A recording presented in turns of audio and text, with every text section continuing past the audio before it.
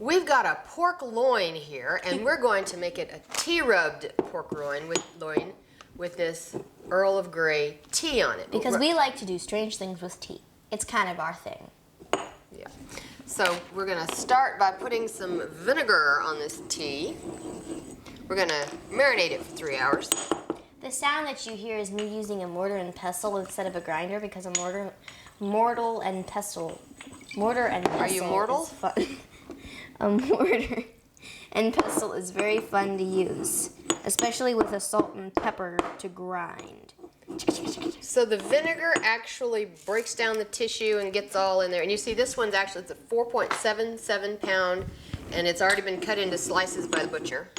So I didn't do the crosshatch thing. You cut crosshatches in there so that it'll penetrate, but we didn't have to do that.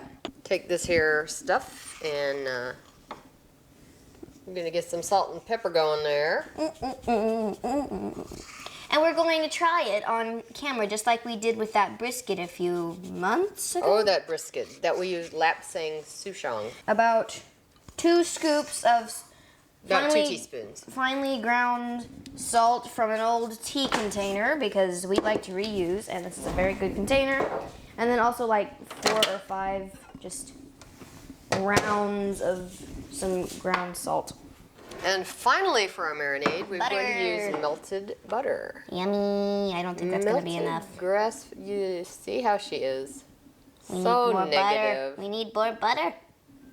Ah, there we go. Butter. Worries so much, this one.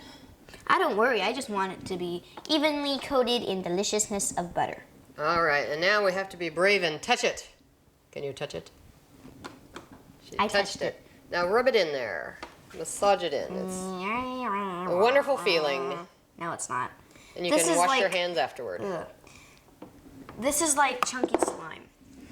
I think she's really enjoying it.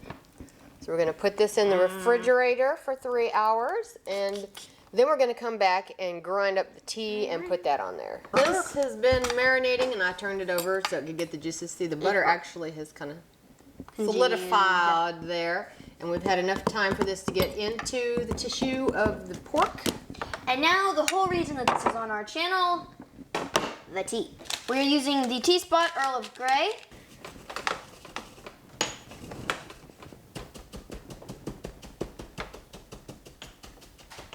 Okay. Oh, and we had plastic wrap over this while it was in the refrigerator.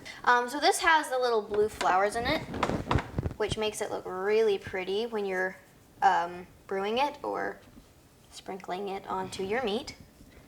We actually do this quite a lot. We put the tea leaves onto the meat and the flavors kind of soak through just a little bit. And the tea becomes crunchy. Which makes it a great crust. And it lets the fat harden as well. I'm going to turn it Want over. a little bit more? Yeah. Yes, I do.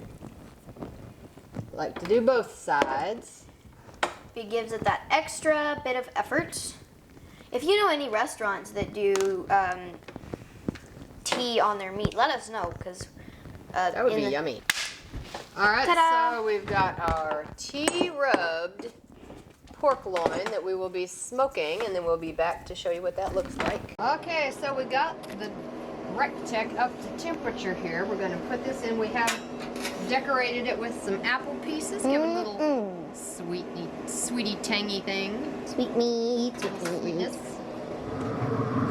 We've got this tinfoil lined cast iron pan. I was going to go with this with a fish fryer, with a fish turner, sorry. Don't that look good, Chester? This was pre-sliced at Don't the that look butcher. good? Yeah. So that's gonna be interesting. Try to keep it together here. That looks good. And then once the apples are fried and the meat isn't raw, you can actually eat the apples too. And Chester has volunteered to eat both. We got that lovely butter and vinegar and salt and pepper thing going. Alright, then we're going to stick in. Thermometers can deceive you if they're too close to hot and middle.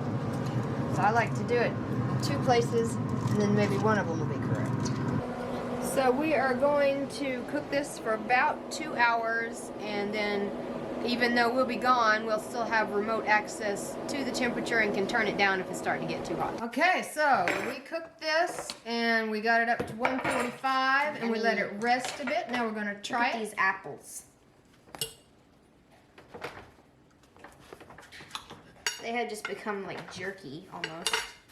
Yeah, the apple's got a little dried out with the smoke. There you go. You want some? Could you half of that for me? Where's the knife? There's here. There you go. So it's got a really nice crust right on the inside. You can actually taste the Earl Grey. The vinegar makes it tangy. It gives it.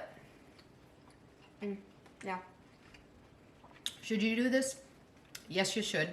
Look below and put the recipe in there. Till we see you again. Make sure to make time for Tina Good Book. Man, this is delicious. I want to go eat this.